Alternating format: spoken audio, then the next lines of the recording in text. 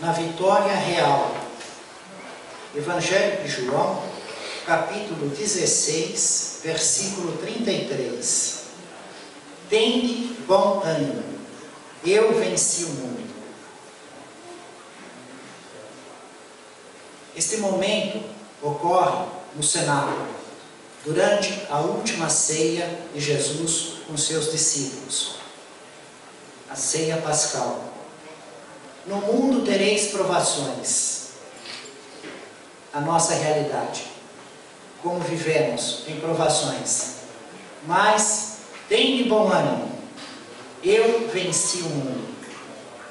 Na tradução de Haroldo Dutra Dias, da palavra vencer, nos diz este estudioso da linguagem, dos usos e costumes dos judeus na época do Cristo, que o termo vencer, venci, na realidade era comumente utilizado na sua acepção técnico-militar, fazendo referência ao ataque bem-sucedido, no qual o inimigo é completamente subjugado, vencido, dominado. Isso é muito curioso. Quando iríamos pensar que na última ceia, no cenáculo, no Monte Sião, no andar superior da casa, conhecido hoje em virtude de suas ruínas, das disputas que sempre houveram nesse local, tendo no andar de baixo o túmulo do rei Davi, hoje, na oportunidade, nesse momento tão grave, Jesus estaria utilizando um termo militar, de guerra, de confronto, um termo técnico-militar, porque o venci, hoje, também é aplicado numa guerra, o vencedor da guerra, mas comumente utilizamos nas nossas lutas pessoais. Venci a dificuldade, venci a doença, venci o debate, venci o vício. No entanto, Jesus ressalta de uma maneira grave que houve uma luta, um inimigo. E o venci não está no passado. Porque o termo técnico militar diz que o inimigo está completamente subjugado, vencido e dominado. Então, na realidade, é vencendo, sempre no domínio.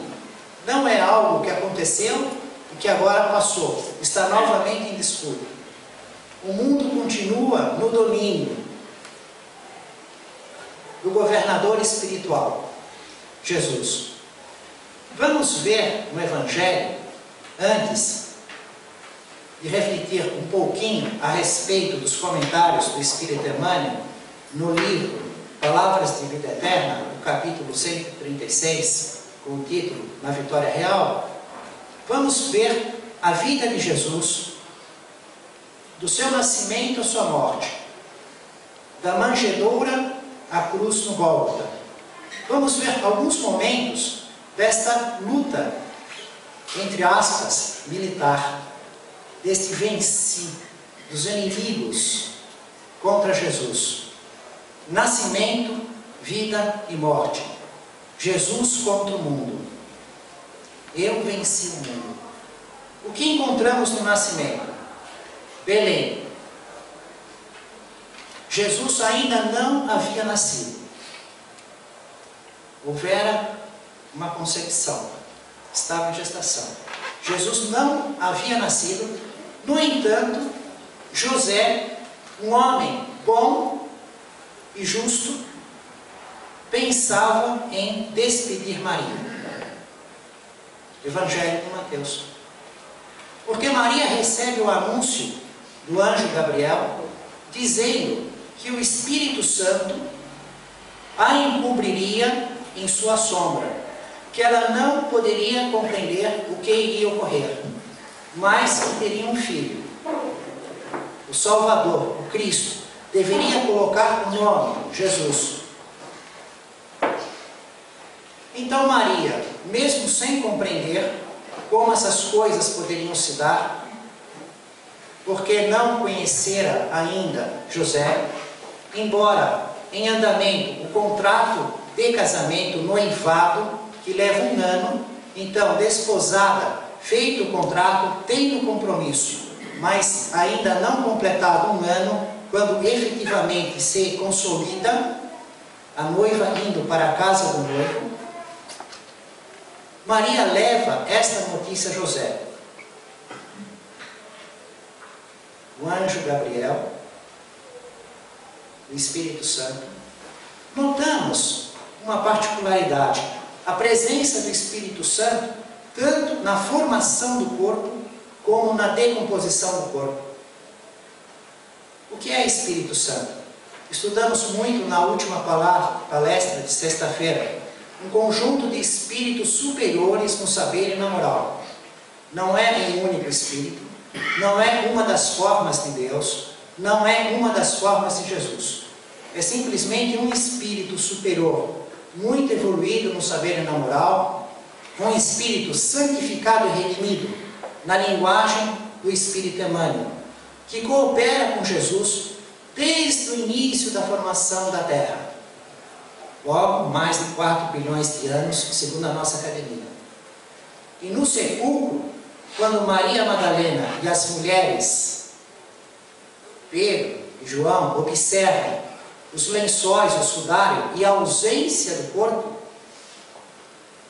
notamos a presença de espíritos em forma de relâmpago, de luz que move a pedra, que quebra o selo, que fala para Maria Madalena: entre e verifique que ele ressuscitou, ou seja, vive a vida espiritual. Dentro do sepulcro, um espírito sentado na cabeceira, outro nos pés, porque procura entre os mortos aquele que vive.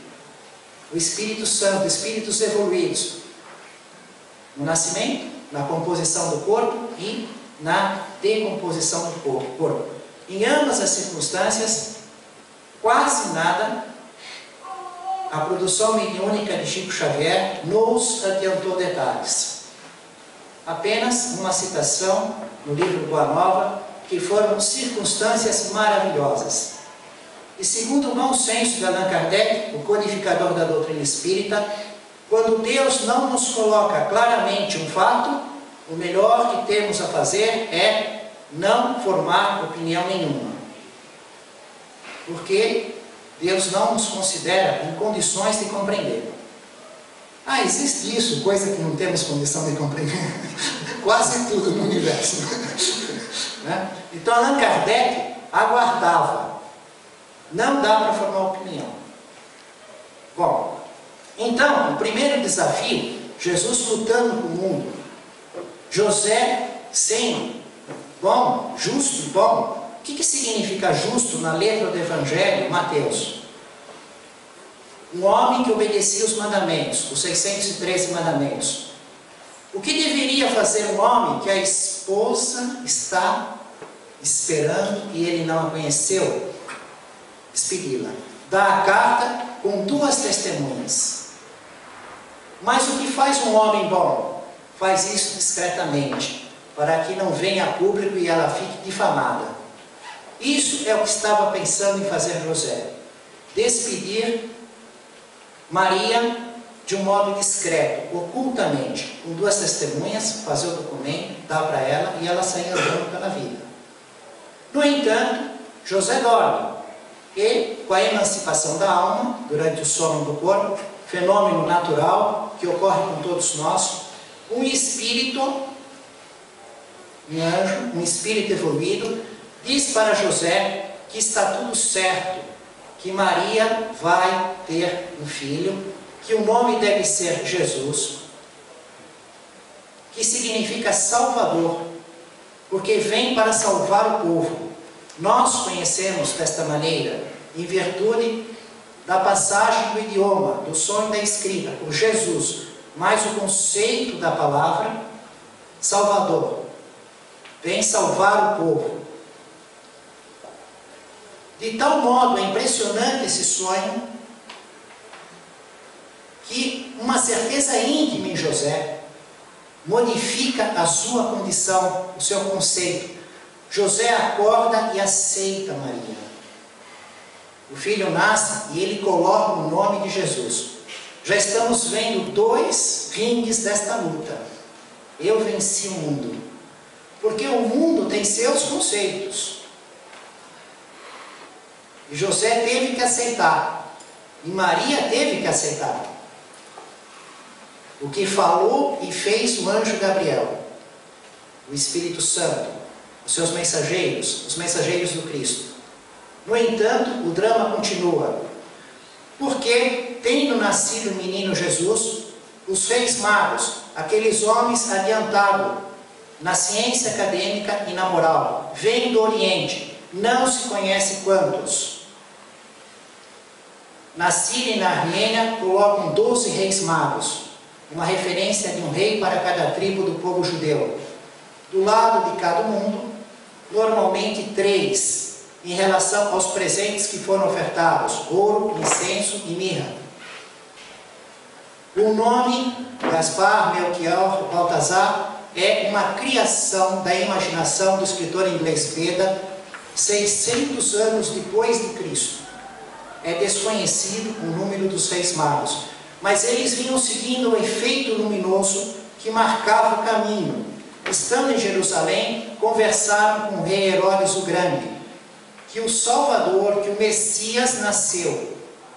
E eles iriam levar os presentes, realizar a adoração. E o rei Herodes, numa hipocrisia enorme, disse: então, encontrem e venham me avisar, para que eu também vá adorá-lo. No íntimo, ele temia perder o seu lugar de rei e a sua sucessão para seus filhos, os seus descendentes. Os reis magos seguem o efeito luminoso até Belém. O efeito luminoso os leva à gruta. Na gruta eles conhecem o menino Jesus. Oferecem os seus presentes: ouro, prata, ouro, mirra, incenso. Só que, em sono do corpo, são avisados pelos espíritos, anjos, os espíritos superiores: não voltem para o Oriente por Jerusalém, façam outro caminho. Não contem para o rei Herodes o Grande o local aonde está o menino Jesus. Eles então fazem outro caminho. Terceiro ringue, terceiro assalto dessa luta. O rei Herodes percebe que eles não voltaram por lá, então manda matar as crianças. No que ele pensa em matar todas as crianças, todos os recém-nascidos, José, dormindo, a alma emancipada, sonha com lucidez: levante, pegue sua mulher e seu filho, a criança, e vá agora para o Egito. É uma viagem de 350 quilômetros aproximadamente. Fiz de ônibus, já é difícil. Imagina naquela época, você sair totalmente com todas as suas coisas, mesmo sendo poucas, mas era tudo. Naquela alta hora da noite, e imediatamente, a confiança, a lucidez, o escol desse espírito, a experiência desse fenômeno. Mas novamente, Jesus vencendo o mundo. Ele vai para o Egito, o Espírito avisa: e fique lá até nós dizermos quando retornarás para Israel. Ele fica. E naquela época, sem a comunicação de hoje, os anos se passam, até que um dia o Espírito outra vez se comunica com José durante o sono do corpo, em sonho, com lucidez, e diz para ele: volte para Israel. O rei Herodes, o Grande, morreu. E José se põe a caminho. No entanto, quando estava na região da Judéia, novamente em sonho, o Espírito diz para José: aqui reina Arquelau, um dos filhos de Herodes. É muito arriscado ficar por aqui. Vá para a Galileia. Então, José seguiu. ele se estabeleceu novamente em Nazaré. Vimos 6 passagens, só no nascimento do Cristo. 6 lutas com o mundo. E os espíritos trabalhando para o governador espiritual do planeta, agindo de acordo com as faculdades mediúnicas, orgânicas, sempre dentro das leis da natureza. Não é milagre no sentido de que as leis foram suspensas. Os espíritos se comunicam conosco durante o sono do corpo, nos auxiliando, nos atrapalhando, nos curando, nos trazendo doenças. Em todos os homens da terra, dormindo, o perispírito, o corpo espiritual se afasta do corpo carnal e vive uma realidade em contato com a sociedade dos espíritos. Podemos nos preparar com orações, com leituras, ter amigos, fazer cursos, trabalhar, ou podemos simplesmente buscar lugares ainda piores e mais grosseiros do que estávamos na vigília. Mas, no nascimento de Jesus, vimos 6 circunstâncias ocorrido em Belém. Vamos para Nazaré, onde Jesus foi criado na infância, na juventude. Um dia, Jesus entra na sinagoga e senta.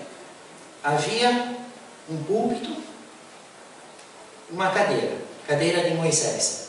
E as pessoas sentavam no chão. Às vezes tinham bancos laterais. E o costume, o modo dos judeus estudarem a lei, a sagrada lei, a Torá, com profetas e reis, era alguém ser convidado que desenrola, era um rolo, em rolos, oferecia um rolo, a pessoa desenrolava, escolhia um trecho, lia aquele trecho, pelo sagrado respeito da lei, a leitura era de pé. Enrola, guarda a lei, aí a pessoa senta e começa a fazer comentários. E Jesus foi convidado. Jesus foi e deram para ele o rolo do profeta Isaías. Jesus abre. Em tudo que podia escolher, Jesus escolhe esse trecho. O Espírito do Senhor está sobre mim, porque Ele me ungiu para levar a boa nova aos pobres, anunciar aos cativos a libertação e aos cegos a restauração da vista, dar a liberdade aos oprimidos, proclamar o ano da graça do Senhor. Este é o trecho que Jesus escolheu. Esse trecho está falando da vinda do Messias. Ungiu, eles ungiam reis, profetas, sacerdotes. O Messias seria ungido por Deus, diretamente por Deus. O Espírito do Senhor, o Espírito de Deus que está sobre mim, porque Ele, Deus, me ungiu para levar a boa nova. Esse trecho fala da vinda do Messias, esperado há mais de 1000 anos. O rolo é enrolado, é guardado, Jesus senta, olha e diz: hoje se cumpre esta passagem da Escritura que acabais de ouvir. Logo, ele diz que ele é o Messias. Hoje se cumpriu esta passagem que acabais de ouvir. O que acontece? Querem matar Jesus. Aquela confusão, Jesus sai da sinagoga de Nazaré, vai para o alto da crista da colina em que está situada a cidade. Muito grande. Hoje é muito interessante ver essa altura, porque a estrada que vem por baixo assim, a gente vai andando por nós e vê aquela colina enorme, e vê do ônibus lá de cima que seria projetado. Eles pensavam em jogar Jesus de cima do alto da crista da colina. No entanto, apesar de serem muitos, apesar de serem unânimes, praticamente, nesse desejo de projetar Jesus, por ter se afirmado Messias, o Cristo, mostrar uma intimidade, ser ungido por Deus, Jesus, com sua força inexplicável, simplesmente a seguiu e ninguém conseguiu tocá-lo. Imagine só se, por exemplo, nós todos aqui nos uníssemos para pegar só uma pessoa que estivesse aqui. Um irmão aqui.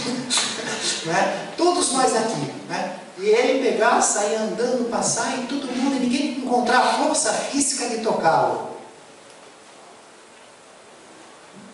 Ficaram sem compreender, mas o fato é que Jesus passou por todos eles e deixou Nazaré em vida, na cidade de Nazaré, Belém e Nazaré. Vamos a Jerusalém, no momento da morte, quando Jesus permite, dentro dos seus planos, a hora das trevas são chegadas. Eles desejavam matar Jesus desde a primeira cura que Jesus realizou em Jerusalém, segundo as anotações do Evangelho de João. Porque naquele dia, Jesus comete 3 irregularidades na lei dos judeus. No tanque de Betesda, nas piscinas, de 120 metros por 70 metros e 8 de profundidade, com 5 pórticos, que eram 2 retângulos, a parede que ligava 2 retângulos não era um pórtico, e uma outra parede. Então todas as outras eram colunas com telhado, e nessas colunas ficavam doentes, coxos, vários tipos de doenças, paralíticos. Um homem doente há 38 anos. E aquelas águas tinham propriedades curativas. De tempos em tempos havia um movimento, a água borbulhava. E o primeiro que chegasse ficava curado de qualquer doença. A ciência não conseguiu descobrir o que poderia estar ocorrendo. Porém, a arqueologia, estudando as ruínas, descobriu o local, inclusive próximo ao local, um templo pagão, erguido a um certo deus. Então, na realidade, aquele fato da cura era acreditado pelos judeus e pelos pagãos. Os judeus explicavam como sendo um anjo do Senhor, que descia e agitava as águas, e fazia borbulhar as águas. E os pagãos pensavam que eram dos deuses, o deus Eusculápio, se não me falha a memória. E hoje tem uma igreja construída em cima das ruínas daquele templo. Logo, existe uma grande probabilidade de que algo ocorria naquele lugar. E a água é um elemento muito utilizado pelos espíritos para o tratamento. Observamos aqui na nossa condição, na interpretação espírita, mas também nas interpretações irmãs, se utilizando da água como meio condutor para o tratamento de corpos e de almas. E o próprio Evangelho, o Evangelho do Cristo, tem uma referência que Jesus diz: aquele que oferecer um copo d'água em meu nome. Bom, o fato é que Jesus foi um homem que está há 38 anos e que ninguém tem piedade de jogá-lo na água, quando a água borbulha. Jesus diz para ele: você quer ser curado? Ele diz: mas ninguém me joga na água, sempre alguém chega antes. Então Jesus diz: levanta, pega seu leito, seu carro, um leito simples, e anda. Só que era um dia de sábado. Os judeus, rigorosos observadores da lei, questionaram este homem: você não pode carregar o leito, é dia de sábado. A lei não permite carregar coisas no dia de sábado. E o homem se excusa, se desculpa: aquele que me curou mandou eu pegar o leito e andar. Então aí houve uma segunda irregularidade. Curou no dia de sábado? Não pode curar no dia de sábado, a lei não permite. Quando Jesus foi identificado por este homem, os judeus foram cobrar de Jesus as 2 irregularidades por ter mandado alguém carregar um peso que não podia em dia de sábado, por ter curado em dia de sábado que não podia, Jesus faz uma terceira maior, se mostra íntimo de Deus, e aí estaria caracterizado na lei blasfêmia, e blasfêmia é pena de morte. Jesus diz: meu Pai trabalha até hoje e eu trabalho também. Se mostrou íntimo de Deus. Então, desde a primeira cura em Jerusalém, mas durante toda a sua missão, tentaram prendê-lo e queriam matá-lo. E houve um momento que Jesus permite a crucificação. O detalhe da luta entre Jesus e o mundo é que pensavam os judeus que os judeus que queriam matar Jesus, aquele pessoal do Sinédrio, quase a totalidade do Sinédrio, conhecemos a exceção José de Arimateia e Nicodemos, talvez tivesse mais algum discípulo. Todos os outros membros do Sinédrio, Gamaliel era uma exceção, tá? Todos os outros membros do Sinédrio queriam matar Jesus, quase todos. E os judeus pensavam que uma morte na cruz liquidava qualquer possibilidade de ser o Messias. Era uma morte infamante, que tirava a possibilidade. Hoje é um pouco difícil compreendermos isso, mas se trouxermos na nossa vida atual, nossa prática, seria alguém que de repente estava candidato a um certo emprego, e aí foi provado que tem um roubo, ou que não tem aquele exame físico adequado, ele ficava desqualificado.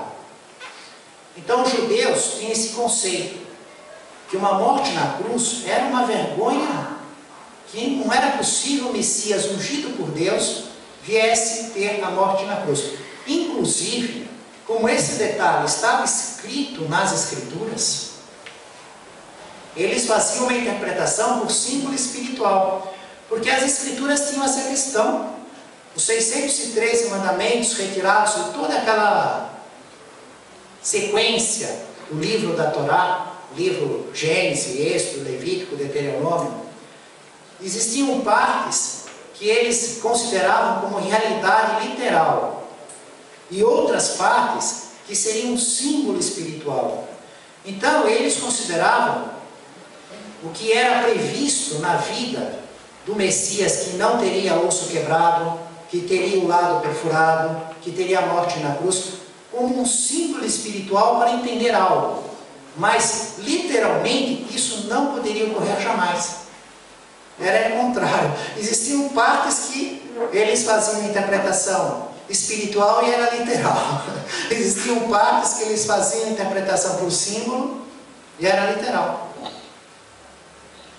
E Jesus se deixa crucificar. E, no entanto, foi o fim do Messias. Acabou? Liquidou?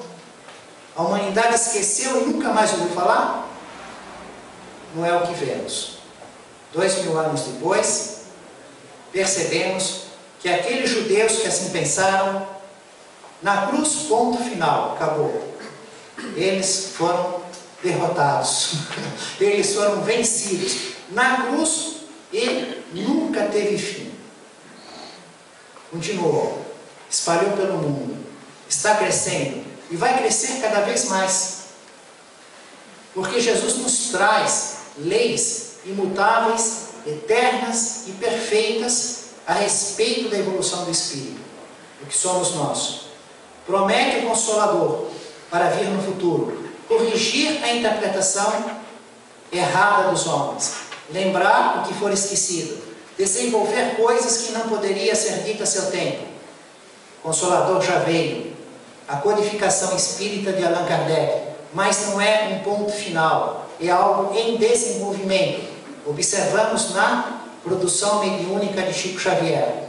E estamos exatamente no livro Palavras de Vida Eterna, no capítulo 136, com o tema da palestra da noite, Na Vitória Real, em que o Espírito Emmanuel isola: tem de bom ânimo, eu venci o mundo. E Emmanuel reflete as difíceis em que se encontrava Jesus quando asseverou perante os discípulos: Tem de bom ânimo, eu venci o mundo. Por quê? Porque ele está na última ceia. O que vai acontecer? Judas, mesmo sabendo que Jesus mostra durante a ceia que ele é o traidor, ele sai, ele está iludido, ele vai entregar Jesus com um beijo, Pedro vai negar 3 vezes, todos vão se ausentar, só João vai ter coragem de seguir até o pé da cruz, ele vai ser açoitado, vai receber coroa de espinho, nada disso é novidade para Jesus. Um vai estar disfarçado na crucificação, acompanhando de longe, para não ser reconhecido. Ele sabe que o traidor vai se suicidar, ele conhece tudo isso. E o que ele diz? Tem de bom ânimo. Os outros vão passar uma circunstância muito menos difícil. Só que eles vão estar em prova. Jesus não estava em prova. Era a missão dele. Ele não tinha que ser provado. O único espírito na terra que não tem prova. Já é formado, já tem um selo divino, já foi graduado. Todos os outros, em todos os tempos, estamos em provas. Com maior ou menor possibilidade de passarmos. Então, aquela circunstância de tudo aquilo que ocorrer era uma circunstância muito particular. E ele diz, entretanto, dizia Jesus, tem de bom ânimo. Quando te encontrares em crise, lembra-te do Mestre. Talvez algum de nós tenhamos vindo aqui na casa hoje em crise. Problemas de doenças, dificuldades financeiras, desafetos familiares, desilusões com pessoas, com instituições. Temos as nossas crises. Estamos com as nossas crises. E Emmanuel diz, quando você estiver em crise, você pensa, estou em crise, estou com esse problema aqui. Aí, pensa na crise de Jesus, na última ceia, consciente de tudo que pensava, de tudo que ia acontecer. Se compare dentro desse contexto. Subjugado seria o conquistador inesquecível. Batido passaria a condição de senhor da vitória. Assim ocorre porque todos os construtores do aperfeiçoamento espiritual não estão na terra para vencer no mundo, mas notadamente para vencer o mundo em si mesmos, de modo a servirem ao mundo sempre mais e melhor. E é essa a grande lição que nós temos que levar para casa hoje. Então vou repetir, agora com calma, porque se todas essas palavras nos encantam de alguma forma, lembrando a época do Cristo, José, Maria de Nazaré, a sinagoga de Nazaré, todos esses momentos, esse pensamento de Emmanuel é que tem uma aplicação muito grande para nós. Nós não estamos aqui para vencer no mundo. Nós estamos aqui para vencer o mundo em nós mesmos. Vejam que diferença. Porque você pode ser um vencedor, conquistou, comprou, fez, acontecendo. Só que em você mesmo é um grande derrotado. Desenvolveu um monte de vícios, um monte de ignorância, divulgou e propagou um monte de ignorância, influiu de modo muito ruim os outros, saiu um grande derrotado com a aparência de vencedor do mundo. E nós estamos aqui exatamente ao contrário, indiferente ao que o mundo venha a julgar de nós. Podemos estar ou não vencedores no mundo. O que temos que ter é a vitória em nós mesmos, vencer o mundo em nós mesmos, desenvolver as nossas virtudes, dominar as nossas imperfeições, conseguir transformar a nossa ignorância em algo mais de algum conhecimento da vida espiritual, subir mais alguns degraus na escada de Jacó e da terra nos leva ao céu. Vamos para a Revista Espírita, o Jornal de Estudos Psicológicos, no ano de 1858. Então, ajustando a nossa mente, ano de 1858, Allan Kardec, o codificador da doutrina espírita, o Jornal de Estudos Psicológicos. Allan Kardec Kardec observa uma matéria que saiu no jornal A Pátria. Foi publicado no dia 15 de agosto de 1858. E a matéria é interessante porque fala de 5 aparições de espíritos. Um espírito aparece 5 vezes, sempre para a mesma pessoa. 4 vezes em sonho, durante o sono do corpo. 4 vezes em sonho. E uma vez não, ela estava em vigília. Visto que nós estudamos a participação dos espíritos no sonho de José, no sonho dos Reis Magos, aqui estamos no caso real, que os espíritos também estão aparecendo em sonho. Bom, Allan Kardec lê aquela matéria toda. O jornalista que assina é Henri Daldigier, colunista, a pessoa que faz a matéria. Este jornalista diz o seguinte, que ele conversou com uma pessoa numa viagem que ele estava fazendo de Cherbourg para Paris. Ele ficou lado a lado com uma pessoa e teve uma conversa com ela. E que ele tem um compromisso do dono do jornal, o jornal A Pátria, de contar coisas emocionantes. E ele diz assim, olha, não existe assim uma coisa que é emocionante. Depende de quem conta. O mesmo fato, contado por uma certa pessoa, o público pode dormir. Entrar em sono. Aquele mesmo fato por outra pessoa, o público pode sentir um grande arrepio de medo. Porque o fato que ele vai falar aqui é da manifestação de espíritos. A manifestação de espíritos, para ele, e naquela época, de modo geral, era coisa de morrer de medo, de terror. Aliás, ainda quase que é assim. Nós vamos no cinema, né, assistir certos filmes baseados em fatos reais, de manifestação de espíritos, além de ver que os fatos que eles apresentam existe possibilidade de ter acontecido, considerando os efeitos extraordinários do cinema, porém, notamos que são todos leigos, não compreendem nada do relacionamento com os espíritos infelizes, com os obsessores, mas o título vem lá, terror. E as pessoas estão lá, aparece um espírito.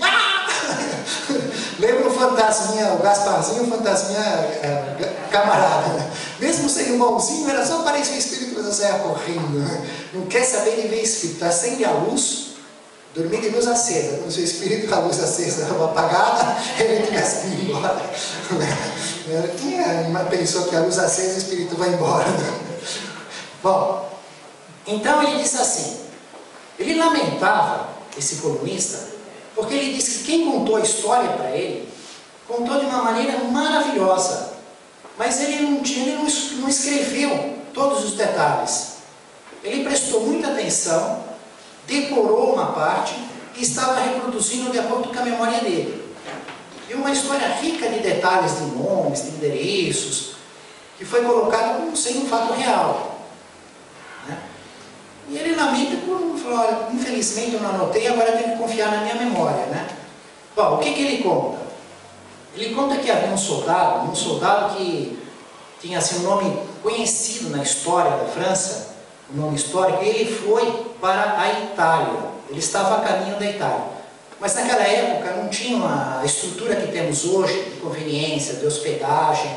E aí teve um lugar que ele teve que se hospedar, fazer uma refeição e ficar lá no celeiro de uma maneira ordinária, de uma maneira medíocre. Mas é aquela tal história, né? Cavalo dado, não se olha o dente. Então ele diz assim, uma comida horrorosa e uma cama pior do que a comida no celeiro. Mas é o que eu encontrei, é o que eu pedi, não tem outra coisa, é melhor isso que nada. Ficou lá, deitou lá no celeiro, naquele leito horroroso, estava dormindo, aí de repente ele tem um sonho com lucidez, que é mais um pesadelo. Ele vê algo como um espectro, um fantasma, na verdade um espírito, que surge na sombra e vem andando vagarosamente, né? E está com a garganta cortada, sem camisa, com os olhos vermelhos, algo assim, parecido com esses filmes que nós assistimos no cinema, com os filmes de terror. Chega perto da cama dele, ele fica lá, se vendo no corpo, deitado, né? Vendo esse espírito, e aí o espírito fala para ele assim, conheço-te, És soldado como eu, e como eu, homem de coragem e incapaz de faltar à palavra. Venho pedir-te um serviço, que outros prometeram e não cumpriram. Há 3 semanas estou morto. O dono desta casa, ajudado pela mulher, surpreendeu-me dormindo e cortou-me a garganta. Meu cadáver está escondido sob um monte de adubo, à direita, no fundo do galinheiro. Vai amanhã procurar a autoridade local. Traz 2 policiais e manda enterrar-me. O dono da casa e sua mulher trair-se-ão, e tu os entregarás à justiça. Adeus. Conto com a tua piedade. Não esqueças o pedido de um antigo companheiro de armas. Então, um soldado que havia ficado no lugar que ele ficou, foi surpreendido, cortado a garganta e sepultado no próprio imóvel, no lugar do galinheiro, jogado adubo em cima. Ele tem esse sonho preciso, nos mínimos detalhes. Está aqui registrado o nome da pessoa, do soldado. Aí ele acorda, fica com aquela circunstância, passa aquela noite mal, de manhã ele acorda e ele pensa assim: é um sonho, um pesadelo, não tem sentido nenhum. Onde é que eu vou procurar um juiz, 2 guardas, eu vim aqui fazer uma coisa dessa? Estava tudo horroroso, a comida horrorosa, o leite horroroso, mas não tem condição nenhuma. Eu vou seguir minha viagem. Vejam que diferença com José. Lá, ó, ele segue a viagem. Aí ele encontra um lugar melhor na outra noite, ele encontra um albergue. Ele deita lá e o espírito, o mesmo espírito, se mostrando do mesmo modo, na mesma identificação, a continuação da outra noite, diz assim, a segunda aparição: admiro-me e aflijo-me, disse-lhe o espírito, de ver um homem como tu perjurar e faltar a seu dever. Esperava mais de tua lealdade. Meu corpo está insepulto, meus assassinos vivem em paz. Amigo, minha vingança está nas tuas mãos. Em nome da honra, intimo-te a que voltes sobre os teus passos. Com esta segunda aparição, e depois ele perdeu a noite de sono. Imagina você ter um sonho desse, uma continuação dessa, rica em detalhes. Ele ficou aterrorizado, ficou, mas não, eu vou continuar minha viagem, não é possível, isso daí é o que estou influenciado pelo meu outro sonho, pelo pesadelo da noite anterior. E continuou a viagem. E na terceira noite, o espírito aparece de novo para ele e diz assim: parece que te julguei mal, que teu coração, como o dos outros, é insensível aos roubos dos infelizes. Pela última vez, venho invocar o teu auxílio e apelar à tua generosidade. Volta, vinga-me, ou ser maldito. Aí depois desse terceiro sonho, na terceira noite seguida, esse pesadelo com tantos detalhes, o espírito aparecendo do mesmo jeito, ele ficou pensando, falou: eu vou voltar, vou fazer essa viagem de volta, vou no juiz, vou pegar 2 soldados e vou lá no imóvel. E vou ver se naquele lugar tem um corpo. Vamos ver o que vai acontecer. Ele voltou sobre o caminho. Fez a primeira jornada, a segunda, foi no juiz, pegou 2 soldados. Quando ele se aproximou, que o casal que tinha dado a comida, deixado ele ficar lá, naquela barraca, naquele celeiro, viu, já entrou em confusão, polvorosa, já pensou que tivessem descoberto, porque ele era um soldado, o outro tinha sido um soldado, e acabaram se entregando mesmo antes de escavarem o chão. Aí tiraram, o adubo, acharam o corpo, fizeram o sepultamento num lugar adequado, os padres oraram por aquela alma, e o casal foi preso, estabelecido o processo, julgado, condenado e executados, pena de morte. Estamos na França em 1858. Julgamento e condenação, pena de morte e sumário, morreram. Então a vingança foi realizada. Aí o espírito aparece pela 4ª vez. São 5 aparições. 4 em sono e uma ele estava em vigília, acordado. Na 4ª vez, o espírito diz assim para ele: obrigado, irmão. desejo agradecer o serviço que me prestaste.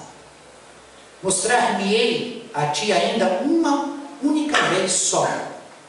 2 horas antes da tua morte virei avisar-te. Adeus. Ele disse que ia aparecer 2 horas antes para avisar, né? Aí ele ia ter um tempo de 2 horas para preparar suas coisinhas e morrer. Vocês estão achando dessa aparição? Está lá no jornal. E ele dá um monte de detalhes dos endereços, das cidades, dos chefes. Eu estou fazendo um resumo, empobrecendo com as minhas palavras. Passa 30 anos. Ele tinha 30 anos nessa época. Passa 30, ele está com 60. Inclusive fala aqui na Bonaparte, todo o que está ocorrendo. Numa noite, ele faz um jantar, eu já tinha até, aquilo vai caindo meio no esquecimento. Está na memória, mas passa vários dias sem lembrar daquilo. Ele está fazendo um jantar com os soldados que trabalharam para Napoleão, aquela coisa toda lá. E aí o pessoal tal, ele esqueceu a caixa de rapé no quarto. Aí ele foi buscar, no que ele entrou no corredor, o espírito não falou nada, mas ele se mostrou. E ele viu na vigília. Aí quando ele viu o espírito, ele se lembrou. Ele disse que apareceu só mais uma única vez, 2 horas antes de eu morrer. O espírito se mostrou, se deixou ficar identificado, perfeitamente reconhecível, e desapareceu, não falou uma única palavra. Ele entrou no quarto, pegou o que ele queria, a caixa de rapé, voltou, não falou nada, ficou conversando com seus amigos, foi todo mundo embora em meia hora. Aí ele ficou pensando, falou assim, mas eu estou com uma saúde perfeita, estou ótimo, estou me sentindo bem, como é que eu vou morrer? O que vai acontecer? Bom, em todos os casos, foi lá, arrumou os negócios dele. Se eu tivesse que morrer, o que eu gostaria de deixar providenciado? Deixou as coisinhas que ele queria providenciado caso ele viesse morrer. E foi passando, chegou quase 2 horas, ele pensou assim, não vai acontecer nada não, eu vou lá para o meu quarto dormir. No que ele foi para o quarto, havia um plano de matar um criado dele. E no que ele abriu uma certa porta, ele levou um tiro e pegou a bala do criado. Caiu morto. Então, o caso que está no jornal é esse. E aí Allan Kardec diz assim, bom, isso está aí. O jornalista, o Henry Daugier, fala o nome do soldado, fala tudo isso, mas ele é um escritor da coluna que ele prometeu para o jornal A Pátria sempre trazer algo com emoção. Fez aquele comentário que conforme se conta a história, a pessoa adora. Conforme se conta a história, a pessoa tem arrepios de medo. Aí Allan Kardec pensa assim, o fato é real ou é inventado? O que vocês acham? É real ou inventado? O que Allan Kardec escreveu aqui? O que vocês acham que ele colocou? Inventado? Real? Real. Real? Inventado? Não falamos agora há pouco que o Kardec disse, quando você não tem certamente uma coisa, não sabe nada, não dá para saber.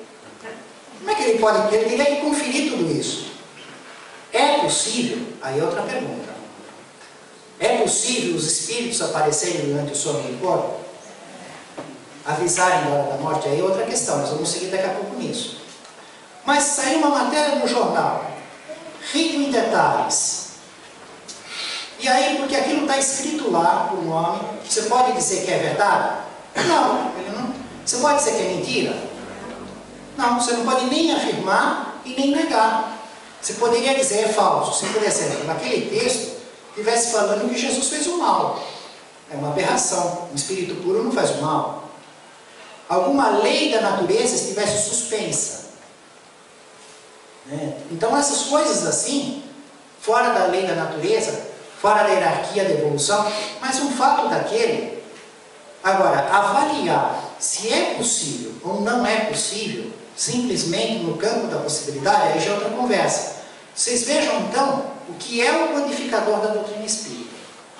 Eu empobreci tudo, mas todo mundo quase se dividiu.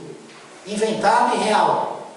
Então, poucos ou nenhum pensou assim. Allan Kardec falou que não dá para verificar se é inventado ou real. Por quê?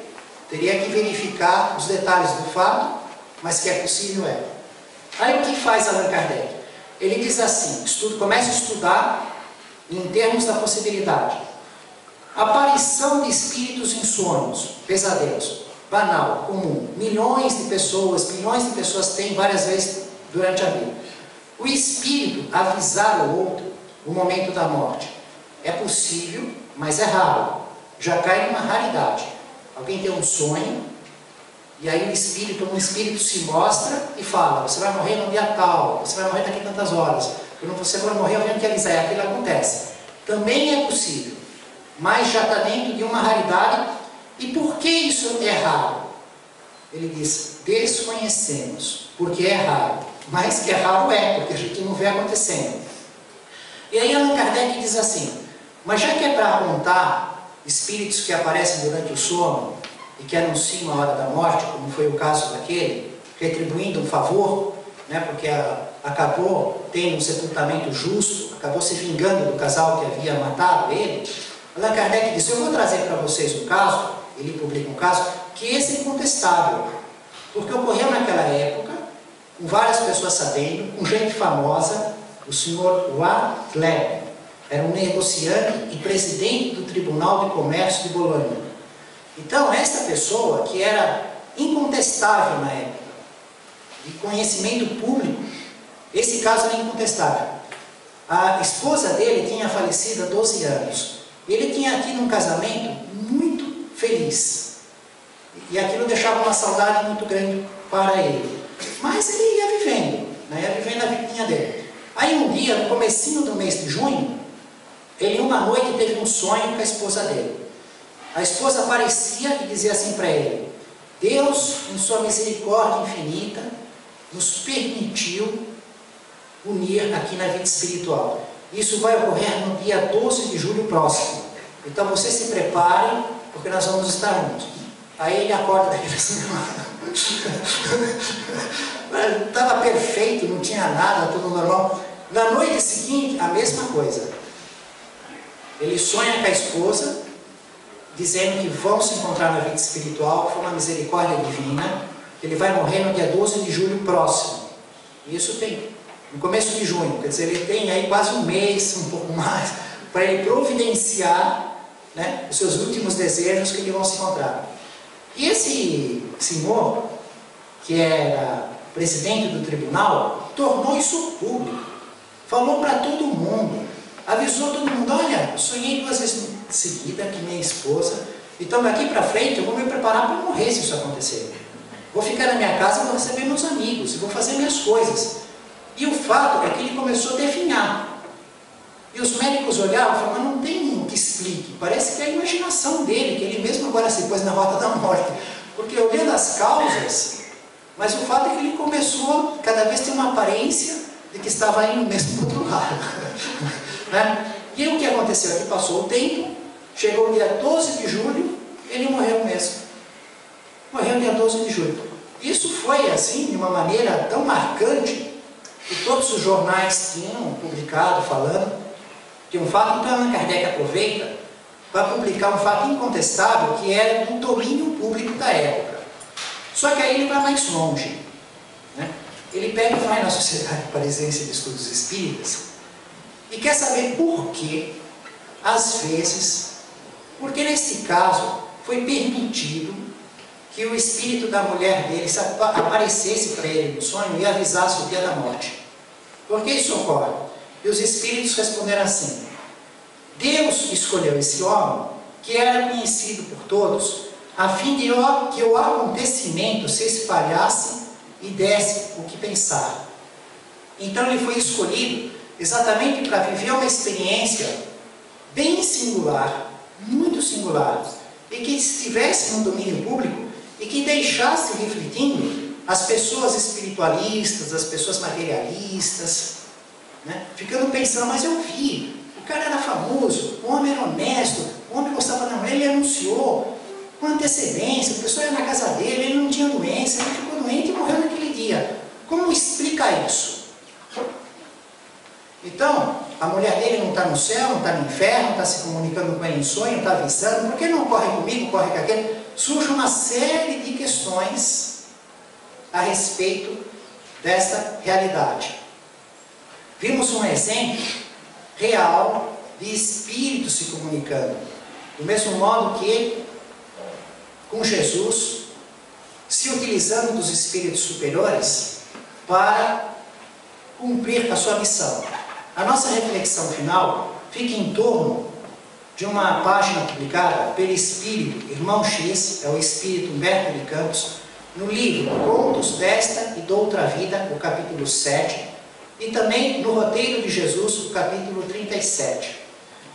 Ele fala, fazendo uma revelação, um fato real, que havia um judeu muito interessado em levantar forças da resistência contra o Império Romano. Esse judeu se chamava Efraim ben Assef. Efraim ben Assef. E quando ele ouviu que Jesus teve uma entrada triunfal em Jerusalém, que aquela multidão tinha colocado palmas, recebido ele como um rei, ele pensou: este é o homem certo da revolução. É com ele que nós vamos fazer cair o Império Romano, com este homem. Então ele procurou Jesus e foi na casa de Obed, o guardador de cabras. Jesus estava na casa desse homem, Obed, o guardador de cabras. E ele conversa com Jesus e fala a respeito das coisas humanas, dos domínios, das concórdias, discórdias. E Jesus sempre diz que ele não compreende as circunstâncias, que ele tinha que aprender a compreender a vida e servir sempre no bem de todos. E aí Jesus diz assim para ele, que a justiça de Deus está regendo a vida. A nossa obrigação no mundo íntimo é viver retamente a prática do bem, com a certeza que a lei divina cuidará de todos. Então Jesus sempre coloca para ele argumenta isso, mas é aquilo, aquele outro. Jesus, Deus cuida de todos. A lei se encarrega de cada um. No seu íntimo, procure sempre fazer o bem. É necessário você compreender isso, mas ele não compreende. Sai profundamente indignado.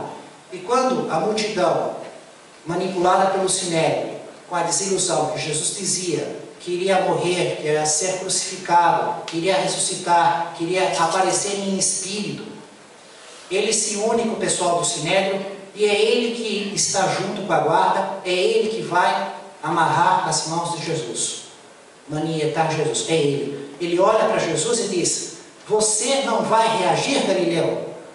E Jesus, muito calmo, muito sereno, olha para ele e diz assim: é preciso compreender mais, compreender e servir mais. Jesus venceu o mundo. Família espiritual de Jesus, no caminho do reino dos céus, em nome do Mestre Jesus, louvado seja Deus.